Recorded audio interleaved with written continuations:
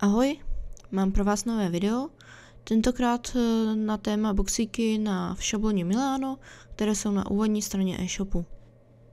Budete potřebovat svůj e-shop, který aktuálně je teda bez boxu, a pak samozřejmě administraci.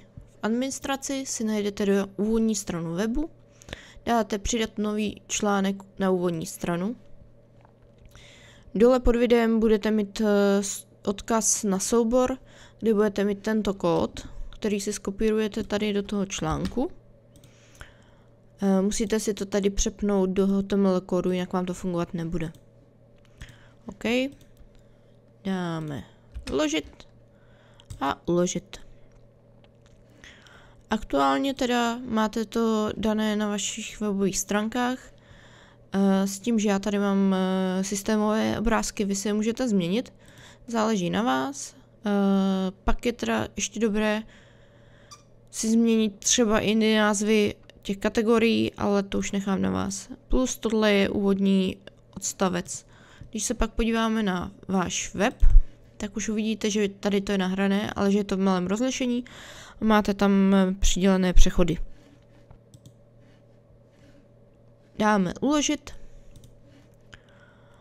a přejdeme do nastavení design webu, editovat šablonu, jdeme až dolů na kaskádové styly a zde skopírujeme zbytek.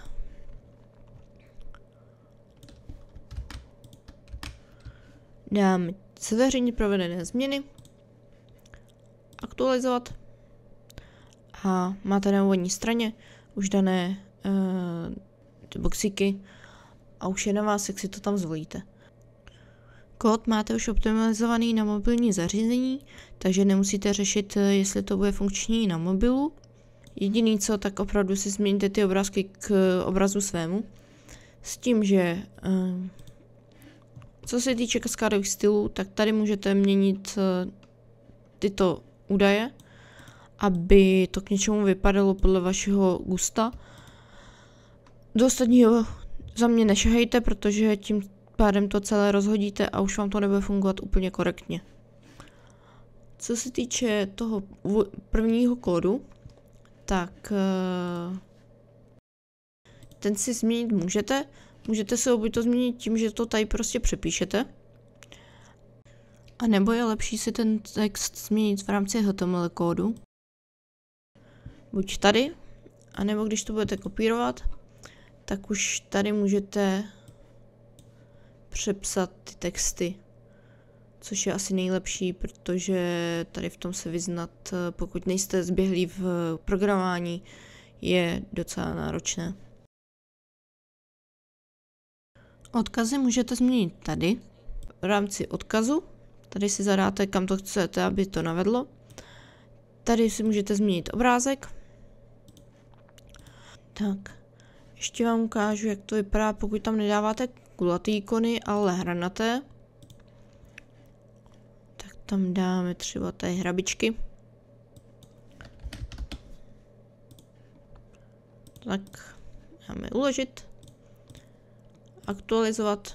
Máte tam takovýhle krásný přechod. A pak už jenom na vás, co si tam zvolíte.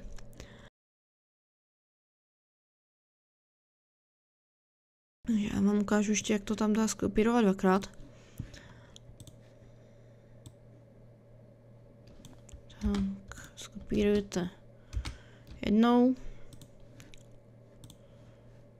A tady dáte ten box znovu.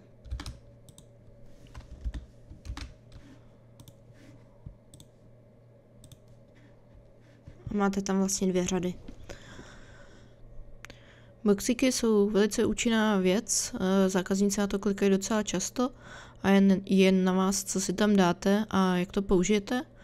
Já vám držím pěsti, abyste to použili s rozumem a aby vám to dobře fungovalo.